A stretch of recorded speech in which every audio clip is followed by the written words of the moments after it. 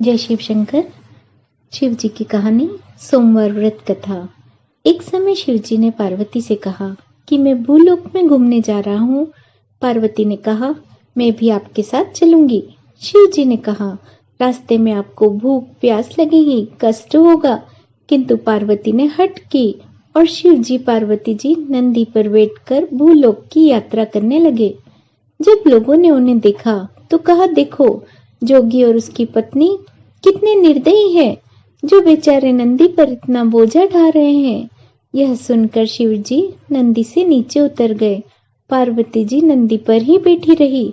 कुछ दूर जाने पर लोग हंसने लगे, कहने लगे, देखो जोगी ने अपनी पत्नी का बोझा बेचारी नंदी पर लाद दिया। शिव जी ने पार्वती जी को भी नंदी से उतार दिया। अब लोग यह कहकर हंसने लगे कि वाहन साथ होते हुए भी दोनों पैदल चल रहे हैं, कैसे अनाड़ी है। शिव जी ने कुछ समय बाद नंदी की सवारी की। पार्वती माँ पैदल चल रहे थे।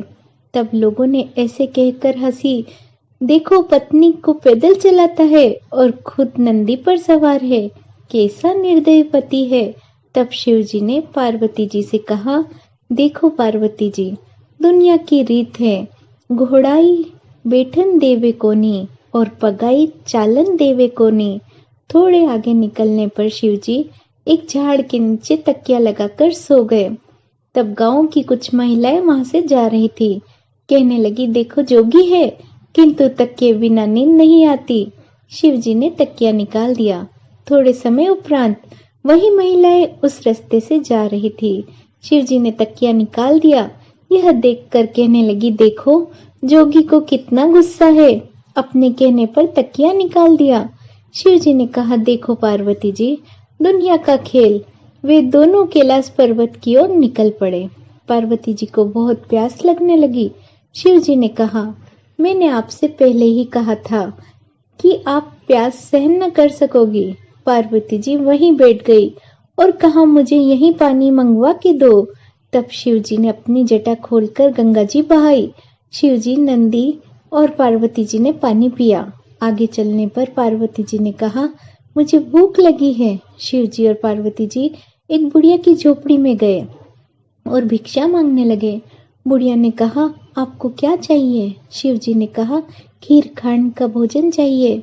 बुढ़िया ने गुस्से में कहा, मेरे घर में बहुत से खाने वाले हैं, सो तुम्हारे लिए कहाँ से लाऊं? शिव जी पार्वती जी अगली झोपड़ी में गए। वहां पर एक बुढ़िया से खीर खांड का भोजन की भिक्षा मांगी। बुढ़िया ने कहा, पधारो महाराज। बुढ़िया रसोई की सामग्री इकट्ठी करने के लिए चल पड़ी। तब भगवान ने कहा, कहाँ जा रही हो? बुढ़िया, माँ आपके घर में तो भंडारा भरा है। बुढ़िया ने पीछे देखा तो घर में सभी चीजें मौजूद थी। बुढ़िया ने आनंद से शिव जी महाराज व पार्वती जी की थालियां लगाई। शिव जी ने कहा, 3 थालियां परोस। तब बुढ़िया ने पूछा, 3 थालियां किसकी? शिव जी ने कहा, 1 तेरी, 2 तेरे बेटे बहू की। तब बुढ़िया ने कहा, मेरा कोई बेटा बहू नहीं। शिव जी ने कहा, पीछे पलट कर देख। बुढ़िया पीछे पलट कर देखा तो एक नई शादी हुई दूल्हा दुल्हन खड़े थे। सभी ने आनंद से भोजन किया। शिव जी पार्वती जी वहां से रवाना हुए। बुढ़िया ने बचा हुआ प्रसाद गांव में बांटा। पहली झोपड़ी वाली बुढ़िया ने पूछा, आज तेरे घर क्या हुआ? तब दूसरी बुढ़िया ने सारी बात बताई। पहली बुढ़िया कहने लगी, वे लोग तो मेरे घर आए थे, कहाँ गए? शिव जी पार्वती के पीछे पीछे आवाज लगाती दौड़ने लगी। पार्वती जी ने शिव जी से कहा, देखो वो बुढ़िया हमें आवाज दे रही है। शिव जी पार्वती जी वहीं रुक गए। बुढ़िया ने कहा, आपने मेरा धन लेकर उस बुढ़िया को दे दिया। तब शिव जी ने कहा, हमने तुम्हारा कुछ नहीं लिया है। तुमने कहा कि मेरे पास कुछ नहीं है, सो तुम्हारा घर खाली हो गया। किंतु उस बुढ़िया ने कहा कि मैं अभी इंतजाम करती हूँ, सो उसका घर भर गया। पहली बुढ़िया रोने लगी और कहने लगी, मेरे घर में कुछ नहीं। तब भगवान ने दोनों बुढ़िया को आधा आधा धन बांट दिया। हे भगवान, जैसी कृपा आपने बुढ़िया पर करी वैसी सभी पर करना। कहानी में जो त्रुटि हो कृपा उसे पूरा करना। जय शिव शंकर।